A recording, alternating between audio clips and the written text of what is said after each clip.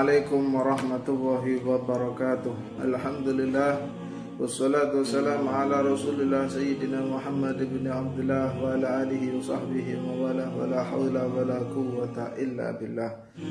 Pembahasan kita kali ini adalah tentang birrul walidain atau berbakti kepada orang tua. Di dalam Islam, berbakti kepada orang tua adalah sesuatu yang sangat dianjurkan oleh Allah Subhanahu wa taala. Sampai-sampai Allah Subhanahu wa taala mengatakan di dalam Al-Qur'an, "Anishkurli wa liwalidayk." Bersyukurlah kalian kepadaku, kata Allah, dan bersyukurlah kalian kepada kedua orang tua.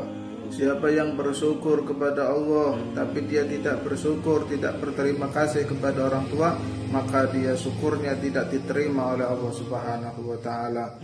Lalu bagaimana caranya? Cara bersyukur kita kepada Allah Subhanahu wa taala, dan bagaimana cara bersyukur kita kepada kedua orang tua kita? Cara bersyukur kepada Allah Subhanahu wa taala yaitu minimalnya dengan menjalankan salat 5 waktu. Salat subuh, zuhur, asar, maghrib, isya, itu minimalnya sebagai wujud syukur kita kepada Allah Subhanahu wa taala. Lalu bagaimana cara bersyukur kita kepada orang tua kita? Caranya yaitu dengan mendoakan mereka, mendoakan kedua orang tua kita setiap selesai salat 5 waktu. Setiap selesai salat kita membaca doa Rabbi firli wali walidayya warhamhuma kama rabbayani shaghira, yang artinya, ya Allah, ampunilah aku dan ampunilah kedua orang tuaku, kasihinilah mereka sebagaimana mereka mengasihi aku sewaktu aku kecil. Itu tanda terima kasih kita kepada orang tua. Walaupun tidak cukup dengan doa, kita bisa membalas kedua orang tua. Bahkan dikisahkan di zaman dahulu, Sayyidina Abdullah bin Umar melihat seorang pemuda yang sedang menggendong perempuan tua tawaf mengelilingi Ka'bah. Sayyidina Abdullah bertanya kepada pemuda ini, "Siapa yang kamu gendong?" Lalu pemuda ini menjawab, "Ini adalah ibuku."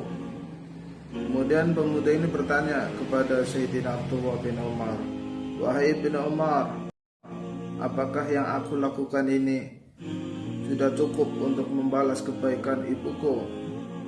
Kemudian Sayyidina Abdullah bin Umar menjawab, "Belum, sama sekali belum. Walaupun engkau melakukannya lagi dan terus engkau melakukannya lagi, terus sampai kamu melakukannya berulang kali, itu belum cukup. Wallahi, demi Allah, itu semua yang kau lakukan belum cukup membalas satu hentakan nafas yang ditekankan oleh ibumu sewaktu ibumu melahirkanmu. Karena pada saat melahirkan pasti seorang ibu meregang nyawa antara hidup dan mati. Dan pada saat itu, andaikan seorang ibu diberi pilihan oleh Allah, dia yang hidup ataukah anaknya yang hidup, demi Allah, pasti seorang ibu sejati menjawab, "Ya Allah, biarkan aku saja yang mati, biarkan anakku saja yang hidup." Itulah ibu. Oleh karena itu, Allah Subhanahu wa taala sangat menganjurkan kita untuk berbakti kepada kedua orang tua kita. Banyak sekali hikmah yang kita rasakan ketika kita bisa berbakti kepada orang tua. Hikmah atau manfaat yang kita rasakan baik di dunia maupun di akhirat nanti. Hikmah yang pertama yaitu orang yang berbakti kepada kedua orang tua tidak akan masuk neraka. Dahulu dikisahkan ada seorang pemuda dari Yaman datang ke kota Madinah untuk menghadap Rasulullah dengan tujuan pemuda ini ikut menjadi anggota perang berjihad melawan kafir Quraisy. Kemudian ditanya oleh Nabi, "Apakah di Yaman orang tuamu masih ada?" Kemudian pemuda ini menjawab, "Ya, mereka masih ada." Lalu ditanya oleh Rasulullah, "Apakah orang tuamu mengizinkan?" Kemudian pemuda ini menjawab, "Mereka tidak mengizinkanku." Lalu kata Rasulullah, "Pulanglah kamu, minta izin lagi kepada orang tuamu." Apabila diizinkan, kembalilah dan ikut perang bersama kami. Tapi kalau mereka tidak mengizinkan, patuhilah mereka, berbaktilah kamu kepada mereka. Gunakan sisa waktumu di dunia untuk membaktikan dirimu semaksimal mungkin kepada mereka, karena itu sudah cukup bagimu untuk bekal menghadap Allah di akhirat kelak. Lalu Rasulullah mengatakan, Al-ibnul bar la yadkhulun nar. Orang yang berbakti kepada orang tua tidak akan masuk neraka. Wal ibnul aq la yadkhulunal jannah. Orang yang durhaka kepada kedua orang tua tidak akan masuk surga. Kemudian Rasulullah dilanjutkan mengatakan, man mata wa huwa radin walidayhi lam yakun bainahu wa bainal anbiya fil jannati illa darjah. Barang siapa yang meninggal dunia dan kedua orang tuanya ridho kepadanya, maka di surga dia tidak mempunyai jarak antara dirinya dengan para nabi kecuali 1 derajat. Karena ridha Allah itu tergantung ridha orang tua. Ridha Allahi fi ridhal walidain wa sukhtullahi fi sukhtil walidain.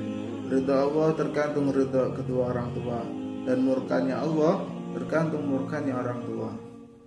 Itulah hikmah yang pertama, orang yang berbakti kepada orang tua tidak akan masuk neraka.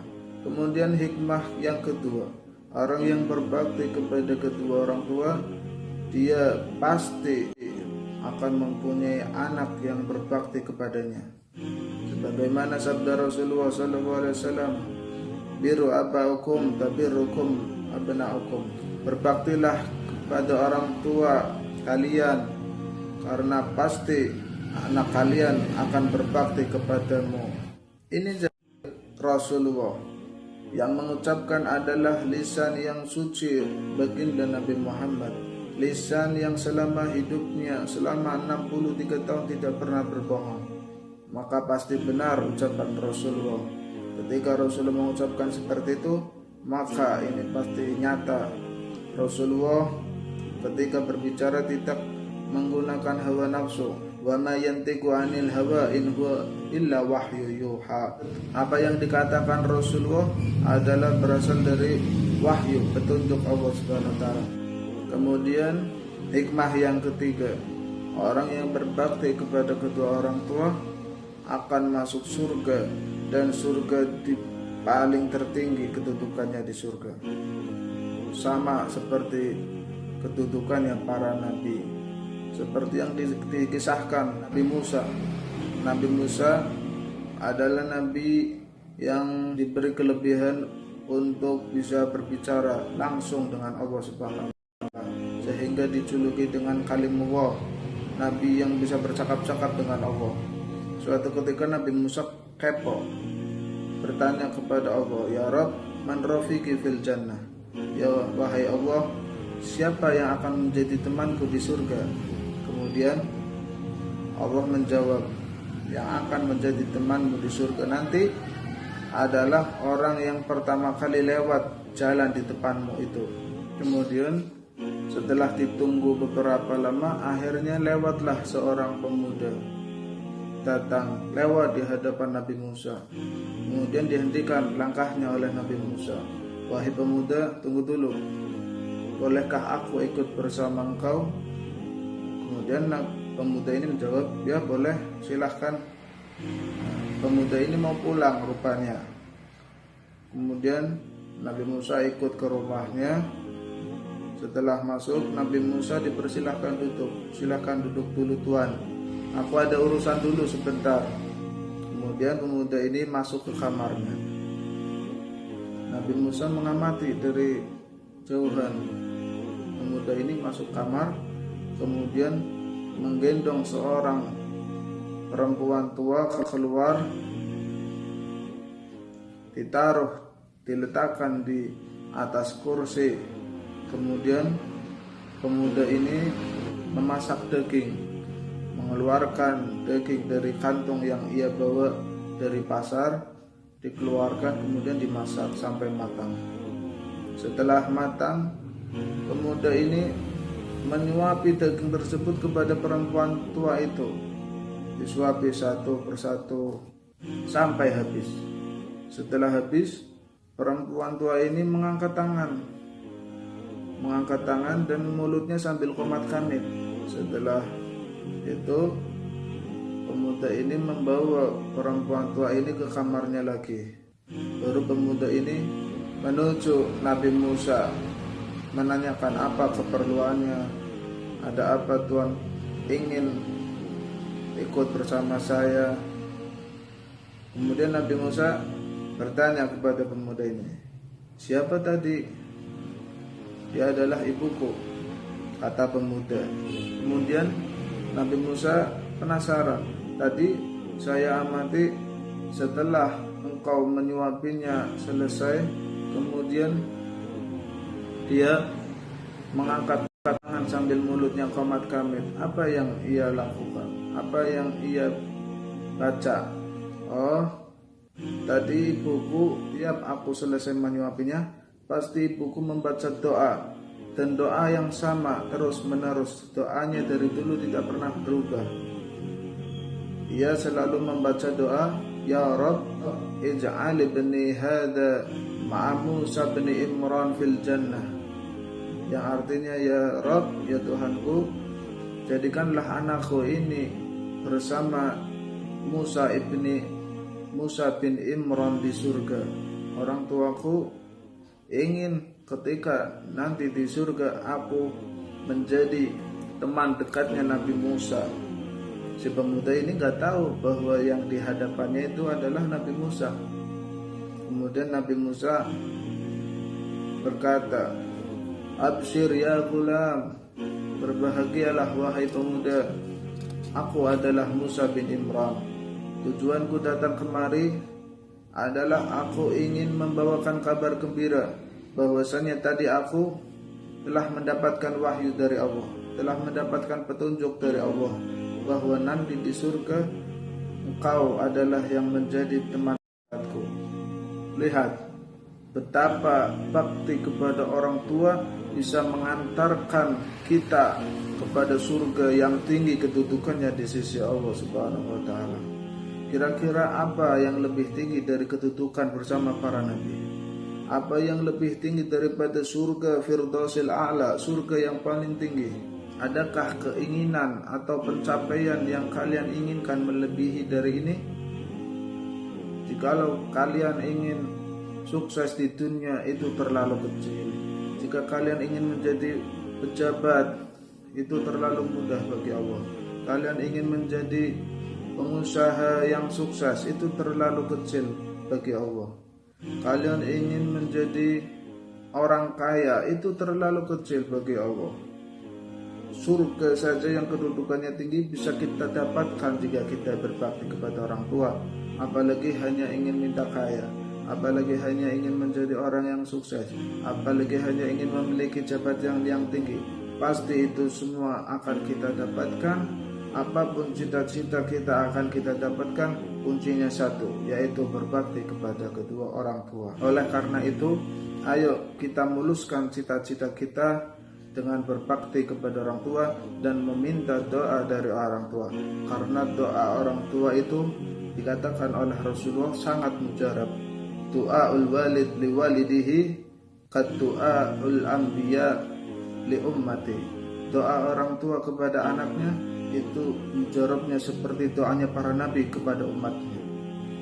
Oleh karena itu, terus berbaktilah kepada orang tua kalian. Jangan sampai membuat kedua orang tua kalian kecewa. Jangan sampai membuat kedua orang tua kalian menangis. Karena itu dampaknya sangat bahaya, dampaknya sangat dahsyat. Dulu diceritakan ada seorang anak yang soleh yang tidak sengaja melanggar perintah orang tuanya. Kemudian ia merasakan akibat yang sangat dahsyat. Dulu di negara Arab hiduplah seorang anak yang soleh, anak yang rajin ibadah, rajin sholat, rajin puasa, tinggal bersama ibunya hanya berdua. Di rumah yang sederhana, ia tinggal cuma berdua. Ibunya sudah tua, renta, tidak bisa melakukan apa-apa dengan sendiri kecuali dengan bantuan anaknya itu. Suatu ketika anak yang soleh ini rindu dengan Baitullah, rindu dengan Ka'bah, ingin pergi ke tanah suci Mekah. Kemudian ini minta izin kepada ibunya, "Wahai ibu, bolehkah saya pergi ke Baitullah? Saya ini sudah rindu ke Baitullah, ingin melakukan umrah. Apakah ibu mengizinkanku?" Kemudian ibunya melarang, "Jangan nak, ibu di rumah sendirian, ibu nanti akan kerepotan, ibu nanti akan kesusahan jika tanpa kamu." Kemudian anak ini mengurungkan niatnya untuk pergi ke Baitullah. Kemudian di malam harinya perasaan rindu kepada Baitullah ini semakin memuncak. Kemudian esok harinya dia minta izin lagi kepada ibu, "Wah ibu, aku semakin rindu kepada Baitullah. Aku ingin menginjakkan kaki di kota suci Mekah. Apakah ibu mengizinkan?" Kemudian ibunya menolak untuk yang kedua kali, "Jangan nak, nanti ibu sendirian." Kemudian anak muda ini mengurungkan niatnya kembali untuk pergi ke Baitullah. Setelah malam tiba, perasaan rindu ke Baitullah ini semakin tak tertahankan lagi. Akhirnya pemuda ini nekat pergi ke kota Mekah tanpa pamitan kepada orang tua. Dia melakukan perjalanan ke kota Mekah jalan kaki, karena antara kotanya dia dengan Mekah itu lumayan tidak terlalu jauh. Kemudian setelah paginya, sang ibu memanggil-manggil anaknya. Setelah 3 kali dipanggil, tidak ada yang menyaut.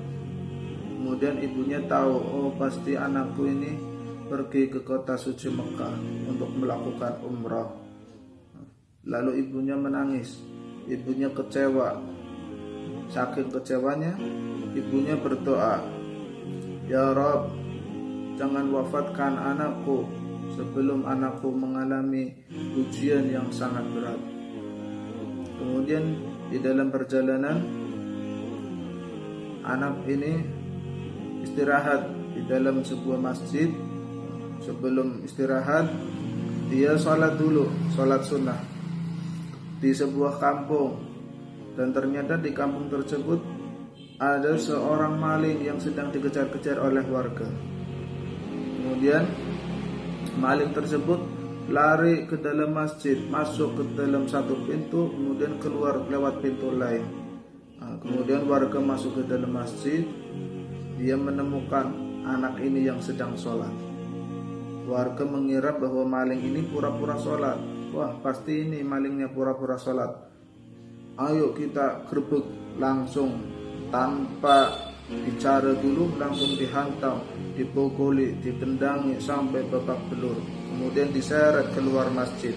Kemudian di luar masjid ini pemuda ini dipotong tangannya. Di dalam Islam itu hukuman bagi pencuri memang dipotong tangannya. Kemudian anak muda ini belum mengasih penjelasan satu kata pun yang keluar dari mulutnya, sudah dipotong tangannya. Kemudian kata kepala suku ini, "Bagaimana kalau kita potong juga kakinya, supaya di kampung kita ini aman, tidak ada lagi yang berani untuk mencuri." Akhirnya dipotong lagi kedua kakinya dan dipotong kedua tangannya. Setelah buntung tangan dan kakinya, ada warga yang usul, "Bagaimana kalau matanya kita ambil, kita cokel, supaya di kampung ini tidak ada yang berani mencuri lagi, supaya pada ketakutan karena akibat mencuri seperti ini." Kemudian kepala sukunya setuju, "Baik, kita ambil matanya, kita colek matanya." Lalu akhirnya pemuda ini tidak punya tangan, tidak punya kaki, dan tidak punya mata. Kemudian kepala suku ini berkata, "Rasakan, ini adalah hukuman bagi pencuri di kampung kami." Kemudian pemuda ini berkata, "Bukan, ini bukan hukuman bagi pencuri. ini terlalu berat. Ini adalah hukuman bagi anak yang durhaka kepada orang tuanya. Lalu orang-orang di situ pada bingung, dan akhirnya mereka tahu bahwa dia bukanlah pencuri. Mereka menyesal, mereka minta maaf. Kemudian kata anak ini, kalian tidak perlu minta maaf. Ini adalah salahku. Aku telah melanggar perintah kedua orang tua. Aku tidak minta apa-apa. Aku hanya ingin kalian mengantarkanku pulang ke rumah ibuku. Lalu akhirnya diantar ini pulang. Sampai di depan pintu rumahnya, pemuda ini minta ditinggal. Kalian silahkan pergi, biarkan aku sendiri di sini. Kemudian warga tidak tega. Kamu sudah tidak punya kaki, tidak punya tangan, tidak punya mata. Bagaimana kami meninggalkanmu sendiri di sini? Kemudian kata pemuda, sudah gak apa-apa, tinggal saja. Aku punya ibu di dalam. Biar aku panggil ibuku. Akhirnya warga pada pulang. Setelah pulang, pemuda ini memanggil ibu. Sampai ibunya keluar, melihat anak ini menangis. Ya Allah, nak, kenapa kamu seperti ini? Kemudian di dalam hati ibu, ya Allah, apakah ini ujian yang sangat berat yang aku minta darimu ya Allah? Kemudian ibunya tidak tega melihat anaknya seperti ini kesakitan. Lalu ibunya berdoa kembali, ya Allah, aku tidak kuat melihat kondisi anakku seperti ini, maka wafatkanlah dia sekarang juga ya Allah. Seketika itu juga anaknya meninggal di pangkuan ibunya. Itulah balasan bagi anak yang melanggar perintah orang tua. Padahal tujuannya anak ini baik, rindu dengan Baitullah, ingin beribadah kepada Allah di tanah suci Mekah.